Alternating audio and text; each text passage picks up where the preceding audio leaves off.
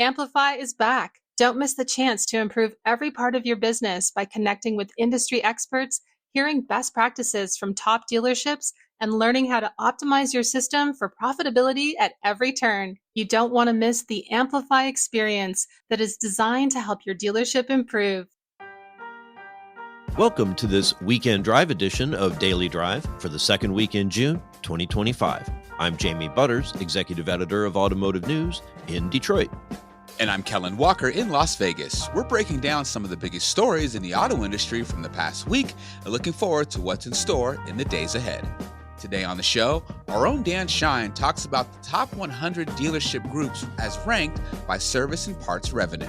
It comes down really to technicians. If you don't have good technicians or enough technicians, you're not going to be profitable. You're not going to be successful in this business.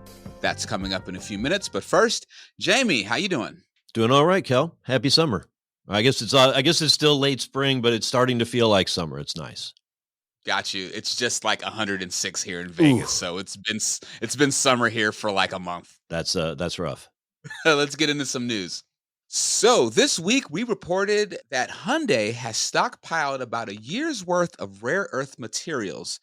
Jamie, I gotta know, how did Hyundai manage to build such a large rare earth mineral stockpile?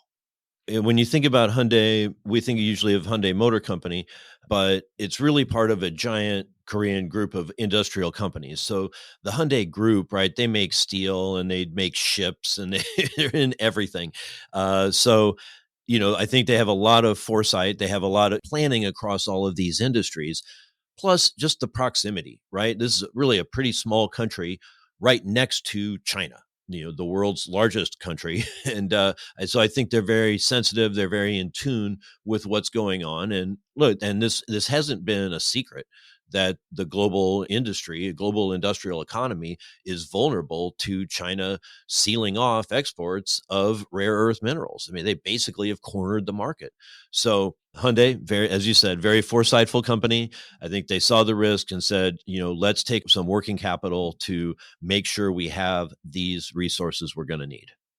And Ford Blue and Ford Model E president Andrew Frick says Ford has a 14.7% share in the U.S. at the end of May due to its employee pricing discount. Are there any risks or downsides for Ford with the employee pricing strategy?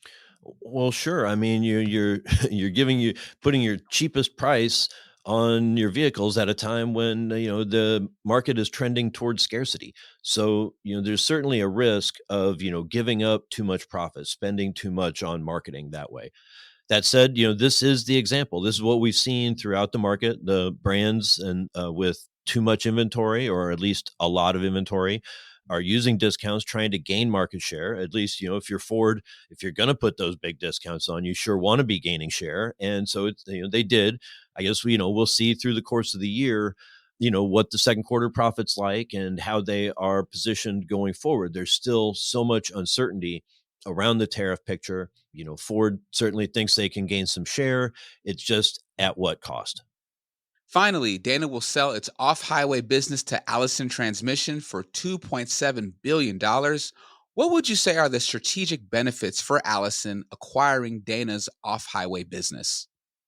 The off-road unit is probably a tighter fit, really, with Allison's business, more heavy trucks and work vehicles and things like that, while Dana wants to focus on passenger vehicles. This is kind of the trend that's been in the supplier industry for recent years. Back a few decades ago, it was more on diversification and having a large footprint, being able to cover as much of the car as possible, and maybe even different segments. So if one is up and another is down, you're kind of stabilized. Now it's much more focused, much more specialized, some that are just EV supplying units or others that just work on gas vehicles. In this case, it's, Allison really focused on the off-road and the heavy trucks, while Dana tries to target in on passenger vehicles. Good stuff, Jamie. Coming up, Automotive News retail editor Dan Shine joins the show to talk about our latest ranking of dealership groups based on service and parts revenue. That's next on Weekend Drive. The 2025 Automotive Golf Classic is coming up soon, raising funds for the Boys and Girls Clubs of Southeastern Michigan. Players will tee off Monday, June 16th at St. John's Resort in Plymouth, Michigan. Attendees will get exclusive access to the third annual Automotive News Supplier Panel discussion just prior to tee time at 9 a.m. This year's remarks will feature Paul Thomas, president of Bosch North America, along with Colin Shaw, president of MEMA Original Equipment Suppliers. The executive guests will discuss challenges for suppliers stemming from the current trade landscape, new U.S. tariffs, and other critical issues facing the supply chain.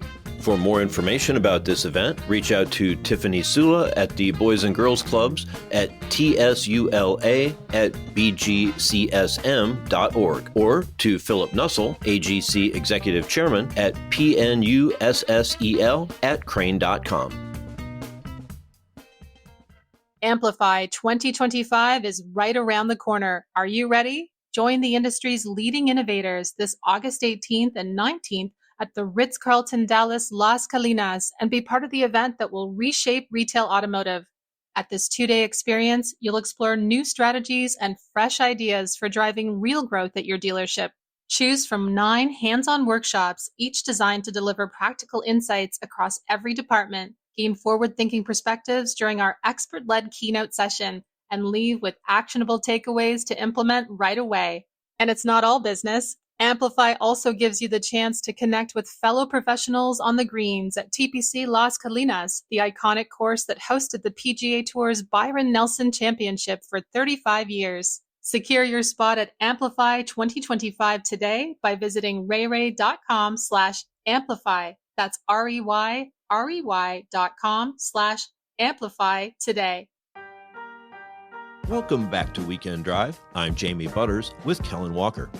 Service, parts, and collision are commonly referred to as the back end of a dealership, with the front of the house designation given to the higher profile sales operation. But when sales are squeezed, like during the Great Recession, COVID-19 pandemic, and the chip shortage, dealerships look to fixed operations to be front and center. That's because more often than not, revenue from service, parts, and the body shop carry dealerships through tough times. Each year around this time, we at Automotive News release our list of the top 100 dealership groups based in the U.S., ranked by service and parts revenue. Here to talk about this year's list is Senior Retail Editor Dan Shine. Dan Shine, welcome to Weekend Drive. Jamie, great to be here. So good to have you here. You've been wrangling a big project. We're publishing our list of the top 100 dealership groups by service and parts revenue. And it's ranked per store, which I think seems smart. So it isn't just a function of the size of the groups. Right.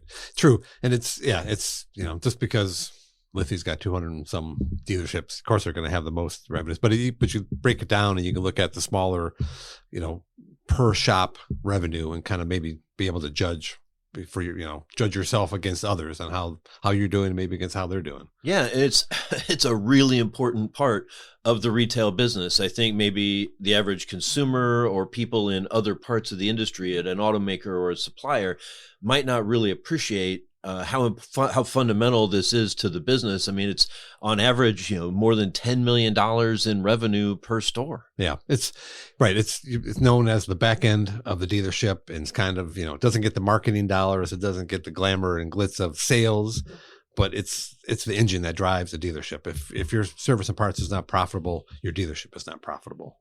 I mean, you have to look no further than Brian DeBoer, CEO of the largest auto dealership group, Lithia, at the latest earnings call, kind of called out his service and parts folks across all their dealerships and said, you've got to be better. I think their service and parts revenue went up 3.4% in that quarter. And he said, it's not good enough. You got to really shape up. We got to change the mindset. And so that gives you a good indication that they pay attention to what service and parts is doing. Yeah, really important profit driver. So, of course, with a list means some people move up, some people move down. Those that did well, what were they doing? How did they move up? So there wasn't one magic bullet that that they kind of shared that made them rise in the rankings. But it was a combination of things. It was more focus on training. There was more maybe new software that helped them with their processes. What I didn't see was a lot of AI, a lot of AI stuff yet. It's not quite made its way into this service department yet. I mean, in some aspects, but not all. So it was just doing a better job recruiting technicians, doing a better job holding on to them. I know at Holman, we talked to someone from there, and they have, for each of their technicians, each one has like a development counselor. And so they help them every step of the way as they kind of progress in their career. And that helps with retention. There's, turnover can be huge for technicians and service advisors. And so this is something that they're able to hold on to your technicians. You keep the flow going, and you can kind of move cars in and out of your service bays a lot easier if you're not having to train a new guy every 2 months. Yeah, we know that's an ongoing challenge in the business. It's funny you mentioned AI, and I feel like I've heard a lot about AI being used to help with scheduling, which certainly is something that can be a challenge for the service departments.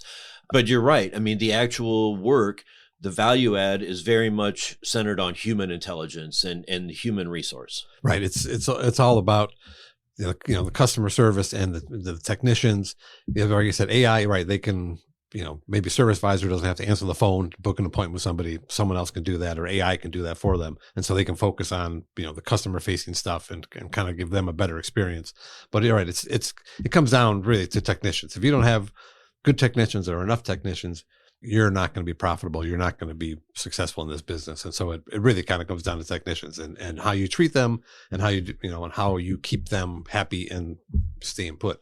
Yeah. When you think about skilled labor and the challenges and the demands that customers have for their products, I think that maybe starts to help identify the real difficult decision dealers have to make on whether they want to be in the collision business. Right. Collision repair business, right. I should say. It's kind of like getting married or being in a marriage. You've got to be 100% committed. You've got to be all in, or don't bother. And that's what people say. It can be a great business for you and can be profitable. And it's great for, again, customer retention. The customer doesn't have to go somewhere else. You're keeping that customer close.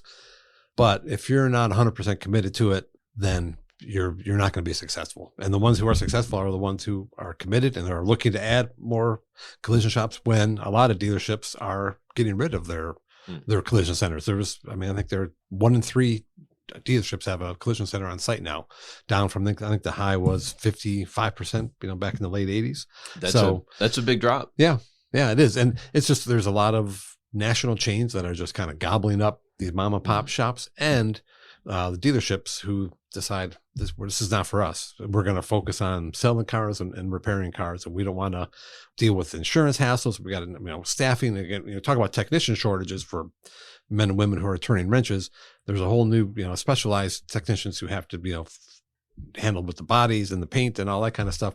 So it's a lot of hassle, and so they can make money by, if I sell you my collision business, I can lease the land to you. I can sell you my, factory parts. And so I'm still making money on it, but I don't have the headaches maybe of dealing with insurance companies and keeping that place staffed up. Yeah, I just see like the staffing, the demands for the color, the fit and finish, making sure all the telematics devices still work. It's just a lot of headaches that if you don't have really good people, and like you said, someone focused on running that 100%, just really hard to keep it going. Yeah, there was, like you said, with all this stuff, all the sensors that are in vehicles now, and how complicated they are, and to be able to put them back together so everything still works is a heavy task. And so again, that's, you got to buy special equipment. You got to be, it's just, you got to keep, adding on to your stuff. And so I think, again, dealerships, maybe this is not for us. Yeah.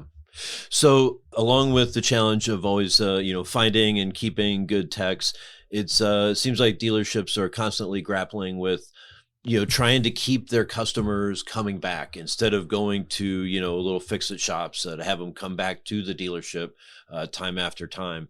Is there some any progress on that front? I would like to say yes, but not really. I mean, it's still, the numbers are generally accepted as once, a 3-year factory warranty expires, 7 out of 10 customers go elsewhere. And, a lot has to do, with the cost. And people perceive that dealerships are more costly than a chain, a Goodyear tire or whatever, down the street. So we talked to someone from Mergado Automotive Group, and, they've had success in, trying to retain their customers by kind of what they call selling value over price. And so we may be a little bit more expensive maybe than the mechanic down the street, but you're getting factory trained technicians, you're getting, genuine parts, and we're going to put the car back together the right way the first time. And so they're, trying to get that message out, and sometimes it resonates and sometimes it does not. So, I think Mergado also does a nice little thing where for their BMW shop, does a 3 years oil change for like $250, and that brings that customer in and more, and so then they can check, you need a rotation of your tires, maybe your brakes are going bad. And then also for cars that are over 75,000 miles, which is a lot of times you're out of warranty and you're going somewhere else, they have a 10% labor discount for if you bring it back there. So again, that's ways to kind of maybe pull these customers back in who normally would go elsewhere. There's also some thinking that the in-car technology can also help keep those customers coming back. Right. There's right. It's a big thing where they're going to, alert you, hey, you've got to be in time for an oil change, time for a service appointment. And that will pop up on your dashboard. And you're not getting a postcard in the mail, or having someone call you to try and get you in for an appointment. It's right there on your dashboard and kind of staring you in the face. And probably most people like me can't figure out how to clear that message. And so it's there. Yeah, so it's right. There's an opportunity there for dealerships to bring these people in, and they just got to really take advantage of it. Such an interesting part of the business. Dan Shine, senior editor overseeing service and parts, used cars, and finance and insurance here for us at Automotive News. Thanks for joining me. My pleasure. Thanks, Jamie. That's all for this weekend drive edition of Daily Drive. I'm Jamie Butters. And I'm Kellen Walker. Thanks to Automotive News executive producer Jake Neer for his help on today's podcast. You can get the latest news on service and parts, the shifting trade landscape, and everything happening in the auto industry at autonews.com. We'd love to hear from you. Let us know what you think of the show and the topics we covered today. Send us an email at dailydrive@autonews.com or leave us a voicemail at 313-444-2774. If you enjoy the podcast, remember to leave a review, and subscribe so you never miss an episode.